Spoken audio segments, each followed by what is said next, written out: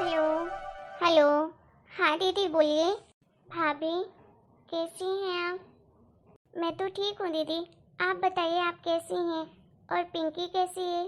भाभी यहाँ कुछ भी ठीक नहीं है। क्यों, क्या हुआ दीदी? आप परेशान लग रही हैं। परेशान तो मैं बहुत ज़्यादा हूँ भाभी। जब से ये हमें छोड़कर गए हैं तब से मैं बहुत मुश्किल समय से गुजर रही हूँ। समझ सकती हूँ दीदी कि आप पर क्या बीत रही होगी, लेकिन जाने वाले को कौन रोक सकता है। आपको तो अपनी बेटी के लिए जीना पड़ेगा ना।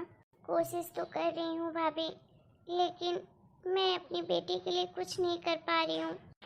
जब से ये हमें छोड़कर गए हैं तो मेरी सास ने तो जीना मुश्किल कर दिया है। हर वक्त मुझे और मेरी बेटी को धमकाती रहती हैं। उन्हें ऐसा लगता है कि हम दोनों मनहूस हैं उनके बेटे के लिए, उनके बेटे को छीन लिया है। क्या ये सब वो कैसे कह सकती हैं? अरे किसी के हाथ में होता है क्या? उनके तो बेटे हो गए, आप लोगों के कुछ नहीं लगते थे? हे भगवान, कैसी सोच है। दीदी आप उनकी बातों पे ज़्यादा ध्यान मत दीजिए। आपकी कोई गलती नहीं है। एक एक्सीडेंट, हादसा था, हो गया। अब उसमें क्या कर सकते हैं?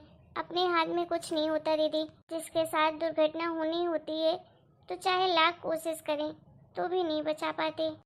भाभी यहाँ पर हमें कोई पसंद नहीं करता, ना देवर देवरानी और ना ही माँ जी। वो तो चाहती है कि मैं इस घर से हमेशा हमेशा के लिए अपनी बेटी को लेकर चली जाऊँ। हर वक्त उल्टा सीधा बोलती रहती हैं, मेरे बारे में बोलती हैं, तो मुझे कोई परेशानी नहीं है, मैं सुन लेती हूँ। लेकिन मेरी इतनी छोटी सी बच्ची के बारे में इतना अनाप शनाप बकती हैं, वो सब मैं सहन नहीं कर पाती भाभी।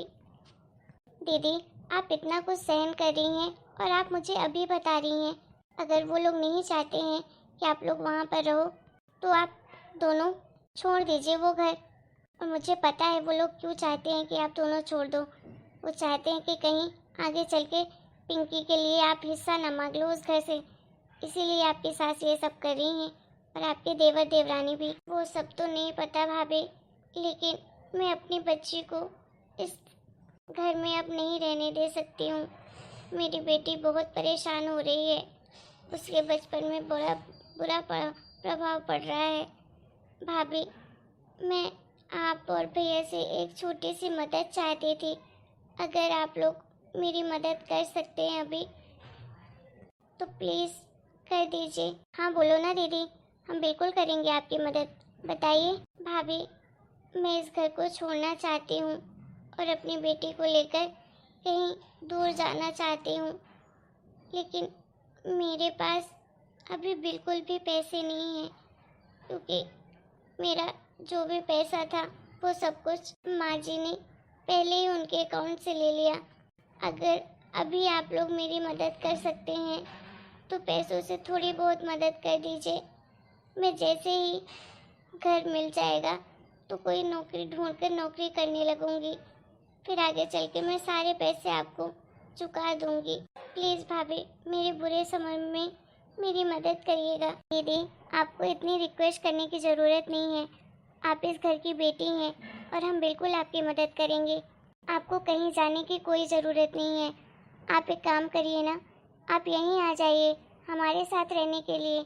नहीं नहीं भाभी, मैं उस घर में नहीं आ सकती हूँ, आप लोगों की बहुत बदनामी होगी और मैं नहीं चाहती हूँ कि मेरी वजह से आप लोगों को कोई परेशानी हो। मैं कहीं भी छोटा सा कमरा लेकर रह लूँगी, बस थोड़े पैसों की ज़रूरत है, उतनी मदद कर दीजिए। हाँ दीदी हम कर देंगे आपकी मदद, लेकिन आप अभी तो आ ही सकती हैं ना। आप पिंकी को लेकर उस घर को छोड़कर आ जाइए यहाँ पर, उसके बाद हम बैठकर बातें करेंगे। भैया आपके आ जाएंगे तो आप अपने भैया से भी बात कर लीजिएगा। आप जितना जल्दी हो सके उस घर को छोड़कर आ जाइए। ठीक है भाभी, थैंक यू। ठीक है दीदी। बेचारी दीदी कितनी मुश्किलों का सामना कर रही हैं, ये कैसी घड़ी आ गई है उनके जीवन में। पहले जीजा जी थे तो कितनी खुश रहती थी, अब देख लो उनके चेहरे की तो ऐसा लगता है मुस्कान ही चली गई है। मैं पिंकी को ले आती हूँ, मैं आज ही इस घर को छोड़कर चली जाती हूँ हमेशा के लिए। अरे वो महारानी कहाँ जा रही है बन ठन के? माँ जी, मैं इस घर को छोड़कर जा रही हूँ हमेशा के लिए। अब वापस नहीं आऊँगी। आप ही चाहती थी ना कि हम इस घर में नहीं रहें, तो हम इस घर को छोड़कर जा रहे हैं। अरे वाह, चल ठीक है, चली जा। कम से कम तुझे अकल तो आई। मुझे तो लगा था कि तू बेशरम हो गई है, मेरी बातों का कुछ असर ही नहीं हो रहा है। अब जा ही रही है तो दोबारा मत आना इधर, समझी? हमें तेरी और तेरी इस बेटी की कोई ज़रूरत नहीं है। और हाँ, इस घर में कभी अपना हक भी जताने की कोशिश मत करना। ये मेरी कमाई का बना हुआ घर है, समझी? माँ जी, आप चिंता मत करिए, मैं कभी भी इस घर में वापस नहीं आऊँगी और ना ही मेरी बेटी आएगी। आप लोग अपना ख्याल रखिएगा। चल पिंकी।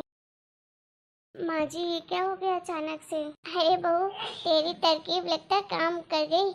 जो भी हुआ अच्छा ही हुआ। चल, अब इस घर में तू और हम और मेरा बेटा और मेरा पोता रहेगा। किसी मनहूस का साया नहीं पड़ेगा अब इस घर में। बिल्कुल सही कहा मम्मी जी। दीदी तो बोल रही थी वो आने वाली हैं, अभी तक नहीं आई। एक बार आप फोन कर लीजिए ना। अरे मेरी बात हुई थी दीदी से, 10 मिनट से पहुंच जाएंगी, तुम परेशान मत हो। मामू। अरे आ गई मेरी बच्ची। अरे पिंकी बेटा, आ गई तुम? दीदी कहाँ रह गई थी आप? हम कब से आपका इंतजार कर रहे थे। वो रास्ते में बस खराब हो गई थी भाभी, इसकी वजह से थोड़ा समय लग गया। कोई बात नहीं, आइए बैठिए। पिंकी बेटा जाओ, नायू भैया के साथ कमरे में खेलो। ठीक है मामी। बैठो दीदी। दीदी आप बैठिए, मैं चाय नाश्ता लेकर आती हूँ आपके लिए। नहीं नहीं भाभी, इन सब की कोई ज़रूरत नहीं है, मैं अभी बाहर से चाय पी कर आई हूँ। दीदी आप इतनी परेशान क्यों हैं? सब ठीक हो जाएगा। हाँ दीदी, आप क्यों परेशान हो रही हैं? हम सब है ना आपके साथ, सब कुछ ठीक हो जाएगा। क्या ठीक होगा छोटे, सब खराब ही तो हो रहा है। मैं अपने बच्चे की अच्छे से परवरिश भी नहीं कर पा रही हूँ। मैंने कभी नहीं सोचा था ये सब होगा। भगवान ने इतनी मुश्किल से मुझे बेटी दी थी और उसके बाप को ही छीन लिया। अब मैं अपनी बेटी को लेकर दर दर भटक रही हूँ। न घर रहने के लिए घर है, न पढ़ाने के लिए पैसे हैं, न खाने के लिए दाना है। क्या करूँगी? उस घर को तो छोड़कर आ गई हूँ, लेकिन अब कहाँ जाऊँगी? बस तुम लोग के पास ही आई हूँ सहारा लेने के लिए कि मेरे मुश्किल समय में मेरी मदद कर दो तुम दोनों। दीदी हम पूरी तरह से आपका साथ देंगे, आपको कभी अकेला नहीं छोड़ेंगे। आप प्लीज़ परेशान मत होइए और पिंकी की चिंता मत करिए। हम उसे एक अच्छी स्कूल में डालेंगे और जैसा आप चाहती हैं वैसे हम उसकी परवरिश करेंगे। दीदी आप एक काम क्यों नहीं करती हैं? आप दूसरी जगह जाने से अच्छा है कि आप हमारे साथ ही रहिए ना इस घर में। हाँ दीदी, आपकी भाभी बिल्कुल सही कह रही है। अरे नहीं नहीं, मैं तुम दोनों पर बोझ नहीं बनना चाहती हूँ। बोझ वाली कौन सी बात है दीदी, आप इस घर की बेटी हैं, आपका भी तो इस घर में हक है। भाभी मैं इस घर में हक लेने नहीं आई हूँ, बस आपसे मदद मांगने आई हूँ। ठीक है दीदी, आप जैसा चाहती हैं वैसा होगा, लेकिन प्लीज़ आप हम लोगों के साथ इसी घर में रहिए ना। मैं चाहती हूँ कि आप हमारे साथ रहें, एक ही साथ एक ही घर में, जिससे हम दोनों मिलकर पिंकी की अच्छे से परवरिश कर सकेंगे। उसे किसी चीज़ की कमी नहीं होने देंगे। वैसे भी इस घर में पूरा दिन मैं अकेली तो रहती हूँ, आपके भैया तो ऑफिस चले जाते हैं, तो आप अगर रहेंगे हमारे साथ तो मुझे भी अच्छा लगेगा। हम दोनों भाभी और ननद खुशी खुशी इस घर में रहेंगे और आपको कहीं जाने की ज़रूरत भी नहीं है। अगर आप नौकरी करना चाहती हैं तो आप बिल्कुल कर लीजिए, अपनी खुशी के लिए मैं आपकी मदद करूँगी। हाँ दीदी, बिल्कुल सही कह रही है आपकी भाभी। आप इस घर से अब कहीं नहीं जाएंगी, आप हमारे साथ यहीं रहेंगी और हम सब साथ में रहेंगे, एक फैमिली की तरह। सही कहते हैं लोग, अगर भगवान सारे दरवाजे बंद कर देता है तो एक दरवाज़ा ज़रूर आपके लिए खोलता है। सच में भाभी कितनी अच्छी हो आप। मेरे दर्द को आपने समझा और मुझे अपनाया। नहीं तो आजकल की दुनिया में कौन चाहता है कि उसकी ननद उसके साथ रहे। आप इस घर की बेटी हैं, मैं आपके ऊपर कोई एहसान नहीं कर रही हूँ, आप अपने घर में रह रही हैं दीदी। मैं तो बस इतना चाहती हूँ कि हम सब साथ में खुशी खुशी हैप्पी फैमिली की तरह रहें।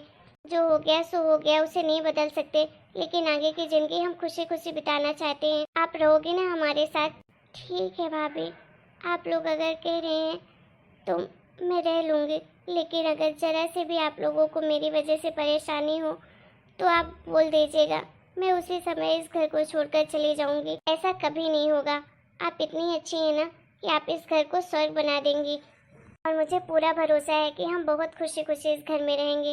मुझे सही कहा ना? बिल्कुल सही कहा तुमने। चलिए दीदी अब मुस्कुरा दीजिए। मैंने तो आपके चेहरे में पता नहीं कब से हंसी नहीं देखी। रात के बाद सवेरा जरूर होता है और आपकी जिंदगी में भी होगा। आप परेशान मत होइए, सब ठीक हो जाएगा। हम सब साथ मिलकर सब कुछ ठीक करेंगे। थैंक यू भाभी मेरा साथ देने के लिए।